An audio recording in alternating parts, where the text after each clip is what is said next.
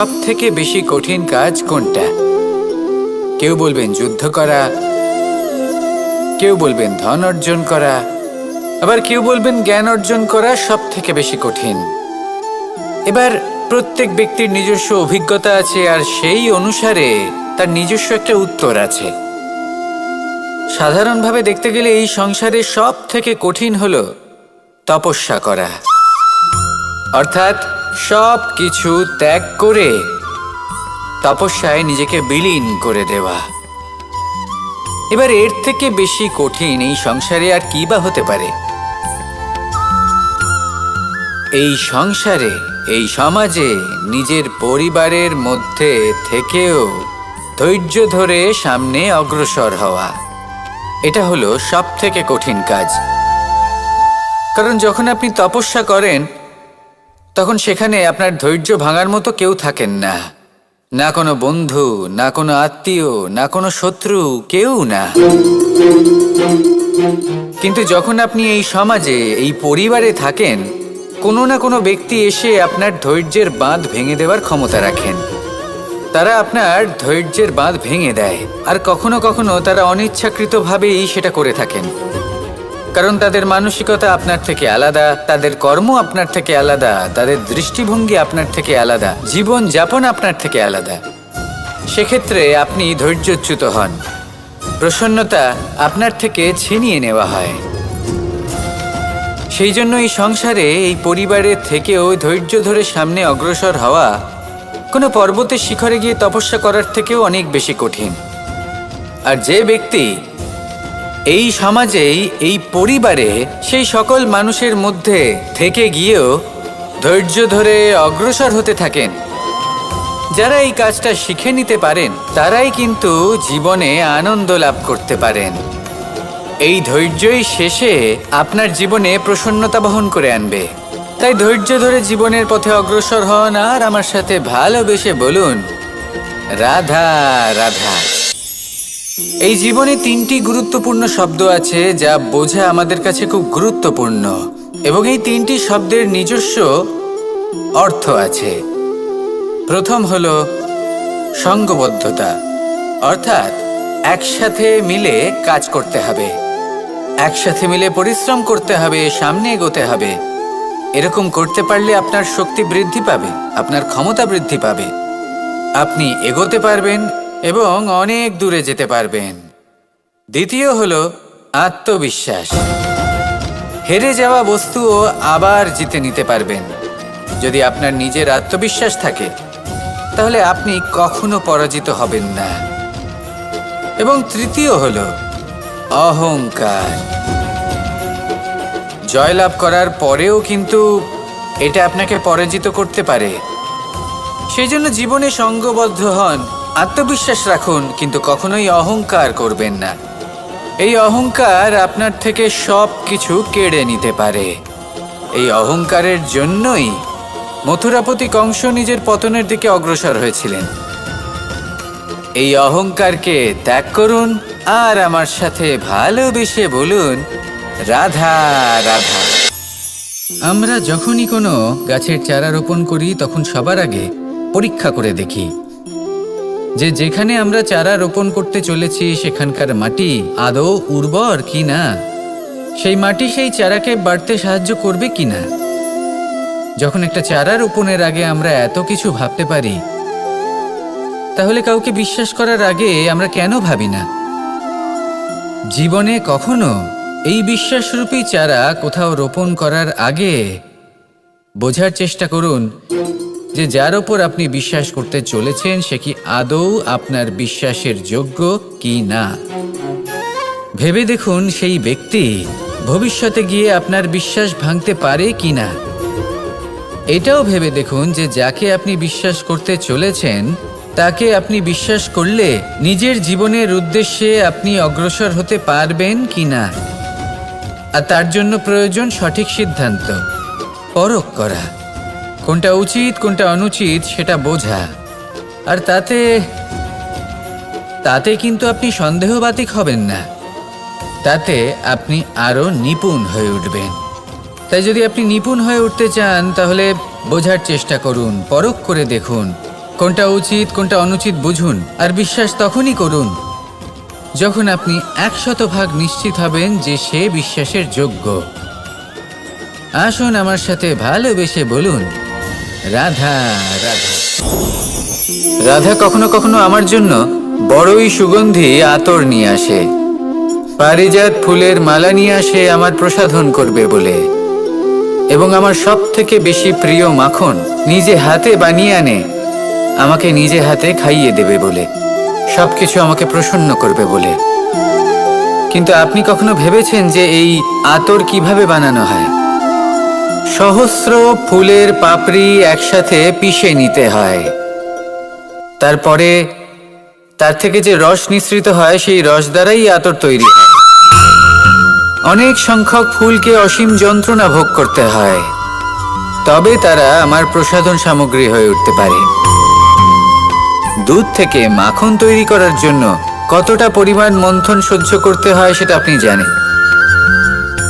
ঠিক সেই রকমই হলো আমাদের জীবনও। বিপদও আসে, কঠিন পরিস্থিতিও আসে, এর সম্মুখীন হতে শিখুন। মনে রাখবেন, আপনি হলেন সেই দুধ যাকে মন্থন সহ্য করতে হবে মাখন হয়ে ওঠার জন্য। মনে রাখবেন, আপনি হলেন সেই ফুলের মতন যাদের পিষ্ট হতে হবে সুগন্ধি আতর হয়ে ওঠার জন্য, যাকে এই সংসার পছন্দ করে। কখনো কখনো জীবনে আপনার সাথে খারাপ শুধুমাত্র এই কারণে ঘটে যাতে আপনার শ্রেষ্ঠ রূপ এই সংসারের সামনে আসতে পারে। শুধুমাত্র কঠিন পরিস্থিতি এবং বিপদকে একটা সুযোগ হিসেবে দেখার চেষ্টা করুন। আপনার জন্য এই সংসার বদলে যাবে, সংসারকে দেখার দৃষ্টিভঙ্গি পাল্টে যাবে, আপনার ভাগ্য পাল্টে যাবে, আর এই মন প্রসন্ন হয়ে বলবে, রাধা রাধা। পাশা নামক এই খেলাটি আপনারা নিশ্চয়ই খেলেছেন, না খেলে থাকলে দেখেছেন, আর যদি দেখেও না থাকেন তাহলে নিশ্চিত রূপে শুনেছেন। মহাভারতের এই মহাযুদ্ধ কোথাও না কোথাও এই পাশা নামক খেলার কারণে হয়েছিল। পাশার এই বিচিত্র খেলা, দান, এইসবের কারণে কেউ নিজের মাথায় রাজ মুকুট পরিধান করেছিলেন, আবার সেখানেই পরাজিত হওয়ার জন্য কাউকে বনবাসও ভোগ করতে হয়েছিল। কিন্তু এই খেলা সমাপ্ত হওয়ার পরে সমস্ত ঘুঁটি আর এই পাশার ছক একই পুটলিতে স্থান পেল। এটাই হলো আমাদের জীবন। এই সংসারে আমরা জয় পরাজয়ের বিষয়ে এতটাই ভাবি, এত চিন্তা করি যে এই জীবনের খেলার আনন্দটাই উপভোগ করতে পারি না। আর অবশেষে কি হয়? কেউ জয়ী হন, কেউ পরাজিত হন, কিন্তু দুজনেই একই স্থানে পৌঁছে যান। প্রত্যেক ব্যক্তি মৃত্যুর পরে একটি নির্দিষ্ট স্থানেই পৌঁছতে বাধ্য, কিন্তু ততক্ষণ এই জীবন, এই খেলা, তার আনন্দ উপভোগ করুন। এই সংসারে সেই ব্যক্তি শ্রেষ্ঠ স্থানে পৌঁছতে পেরেছেন যিনি এই সংসারকে প্রকাশ প্রদান করেছেন, যিনি কখনো জয় পরাজয় এ বিষয়ে ভাবেননি, শুধু এই জীবনের খেলার আনন্দ উপভোগ করেছেন। এটাই আপনিও করুন আর আমার সাথে ভালোবেসে বলুন, রাধা রাধা। প্রত্যেক মানুষ নিজের জীবনে দুঃখ অনুভব করেন। প্রত্যেকের দুঃখ আলাদা হতে পারে। কারোর মনে এই দুঃখ থাকে যে সে তার বাবা মায়ের সব ইচ্ছে পূরণ করতে পারেননি। কেউ এটা ভেবে দুঃখ পান যে সে চিরকাল সদাচার করেছেন, সৎকর্ম করেছেন, কিন্তু তাও তাকে দুরাচারী বলে মনে করা হয়। কেউ এটা ভেবেও দুঃখ পান যে তার সামনে যে ব্যক্তি রয়েছেন তার চোখে তিনি শত্রু হয়ে উঠেছেন বা দুষ্ট হয়ে উঠেছেন, যেখানে তিনি হয়তো কোনো অনুচিত কাজই করেননি। এবার এই সমস্ত বিষয় নিয়ে ভেবে নিজের ব্যক্তিত্ব নিয়ে সন্দেহ প্রকাশ করবেন না। যদি নিজের ব্যক্তিত্ব নিয়ে কোনো সন্দেহ থেকে থাকে তাহলে কর্ম সংক্রান্ত প্রশ্ন করুন যে আপনি যা করেছেন তাতে কি উচিত ছিল, কি অনুচিত ছিল। যেটা প্রয়োজন সেটা এটা বোঝার যে আপনার অন্তর্মন, আপনার বিবেক আপনাকে কি বলছে, আর আপনার অন্তর্মন আর আপনার বিবেক আপনাকে যেটা করতে বলবে শুধু সেটাই করুন। আর তারপরে এই সংসার কি বলবে, কি ভাববে সেসব নিয়ে ভাবতে যাবেন না, কারণ এই সংসার তো ঈশ্বরকেও প্রশ্ন করে থাকে। ঈশ্বরকেও দোষী মনে করে। কখনো কখনো যখন কোনো ঘটনা মানুষের ইচ্ছা অনুযায়ী ঘটে না, তখন মানুষ এটা বলে যে, হে ঈশ্বর, আপনি আমার পাশে থাকলেন না, আপনি বড়ই কঠোর, এটা আপনার দোষ। যেখানে বেশিরভাগ সময় হয়তো সে নিজেই নিজের কর্মফল ভোগ করছে। আর কখনো কখনো ঈশ্বর হয়তো তার জন্য আরো ভালো কোনো পরিকল্পনা করে রেখেছেন, কিন্তু মানুষ সেটা বুঝতে পারে না। তাই দিনের শেষে যেটা প্রয়োজন সেটা হলো নিজের মনের কথা বুঝতে হবে। আপনার বিবেক কি বলছে শুধু সেটাই করুন আর সামনে এগোতে থাকুন। আমার সাথে ভালোবেসে বলুন, রাধা রাধা।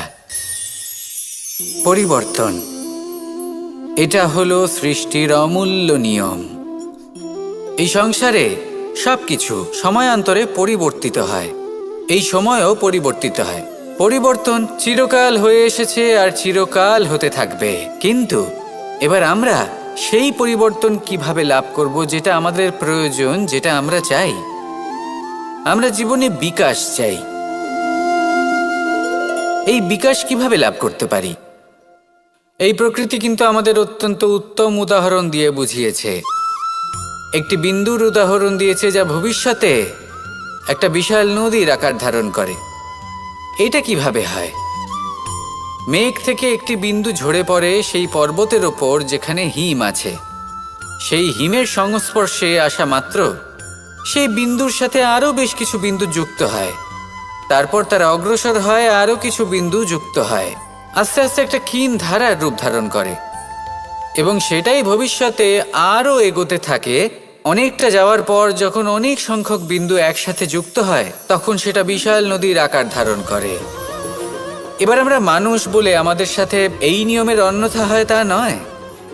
আমরাও এই প্রকৃতির অংশ, আমাদের ক্ষেত্রেও একই নিয়ম প্রযোজ্য।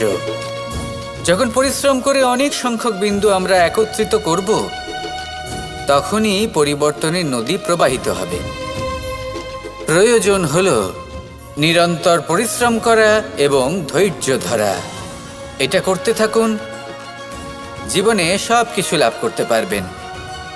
কারণ প্রকৃতি আমাদের এটাই শিখিয়েছে, আর আমরা এই ব্রহ্মরই একটি অংশ, যার দ্বারা এই ব্রহ্মাণ্ড নির্মিত। আসুন আমার সাথে ভালোবেসে বলুন, রাধা রাধা। কখনো এই প্রকৃতির দিকে তাকিয়ে থাকবেন। এই প্রকৃতি অনেক ধরনের শিক্ষা দেয়। কোনো একটা গাছকে দেখুন, কিভাবে সে মাটি থেকে জল শুষে নেয়। সে ঝড় হোক বা হোক কড়া রোদ, সব সহ্য করে এবং অবশেষে সে ফল ধারণ করে। আর সেই ফল উৎপন্ন করার পরে সে ফল কিন্তু সে নিজে গ্রহণ করে না, এই সংসারকে প্রদান করে, যাতে পশু পাখি মানুষ তারা এই ফল গ্রহণ করে শক্তিশালী হয়ে উঠতে পারে, সুস্থ থাকতে পারে। সেভাবেই নদী, সরোবর এরা নিজেরাও কিন্তু নিজেদের জল গ্রহণ করে না, মাটিকে প্রদান করে, পশু পাখিকে প্রদান করে। সূর্য নিজেও নিজের জন্য প্রজ্বলিত হয় না, সে প্রকাশ ছড়িয়ে দিতে চায় আমাদের সবার কাছে, সে আলো পৌঁছে দিতে চায়। এই প্রত্যেকের কর্মে পরমার্থ নিহিত আছে, আর সেই জন্যই এদের সকলকে পুজো করা হয়।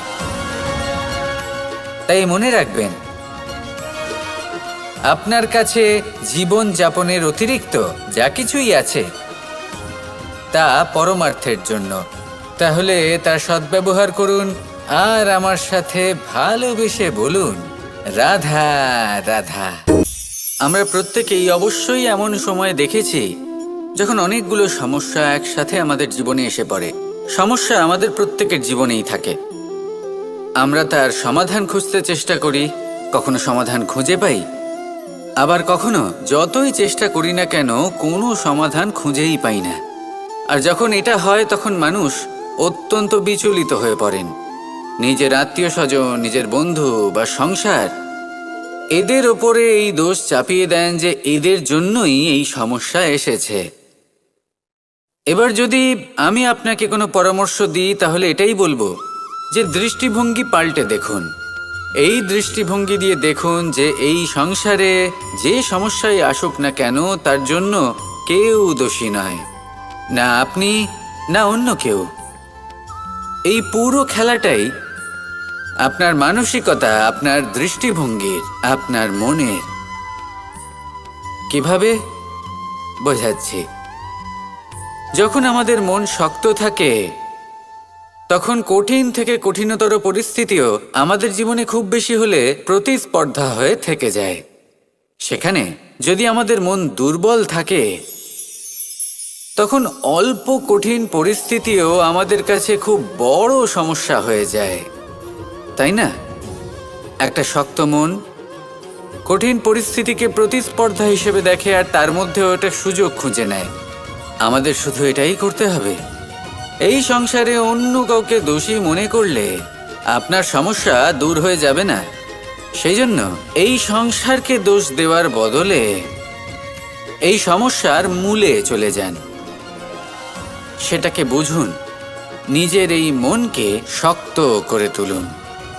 যদি আপনার মন শক্তিশালী হয় তাহলে এই সংসারে অনেক বড় বড় কঠিন থেকে কঠিনতর পরিস্থিতিও যদি আসে, আপনার জীবনে যতই বড় বড় সমস্যা আসুক না কেন আপনার লক্ষ্য লাভে বাধা দিতে পারবে না।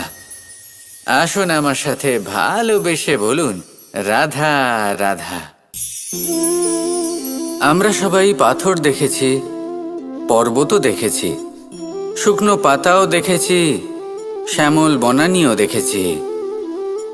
কখনো ভেবেছেন পাথরের অস্তিত্ব কিন্তু ততক্ষণ পর্যন্ত যতক্ষণ সে পর্বতের গায়ে আটকে থাকে। যখন সেই পর্বত থেকে সেই পাথর ভিন্ন হয়ে যায় ও নিজের অস্তিত্ব হারিয়ে ফেলে। আস্তে আস্তে কখনো পাথর কেটে বা কখনো পিষ্ট হয়ে সেই পাথর আস্তে আস্তে মাটিতে পরিণত হয় এবং পূর্ণরূপে নিজের অস্তিত্ব হারিয়ে ফেলে। এটাই পাতার সাথেও হয়। এই পাতা যতক্ষণ গাছের ডালের সাথে যুক্ত ততক্ষণ তার অস্তিত্ব থাকে। যখনই ডাল থেকে বিচ্ছিন্ন হয় সেও নিজের অস্তিত্ব হারিয়ে ফেলে। আর এটাই আমাদের সাথেও হয়। যতক্ষণ আমরা নিজেদের আপনজনের সাথে যুক্ত থাকি আমাদের অস্তিত্ব বজায় থাকে। যখন আপনজনদের সাথে সম্পর্ক ছিন্ন করি তখন আমরাও আমাদের অস্তিত্ব হারিয়ে ফেলি। এবার এই সংসারের প্রত্যেক ব্যক্তি স্বতন্ত্র থাকতে চান, আর অনেক ব্যক্তি স্বতন্ত্র থাকবেন বলে আপনজনদের দূরে করে দেন আর তাদের সাথে এই সম্পর্ক ছিন্ন করেন। এটা কি সত্যি প্রয়োজন?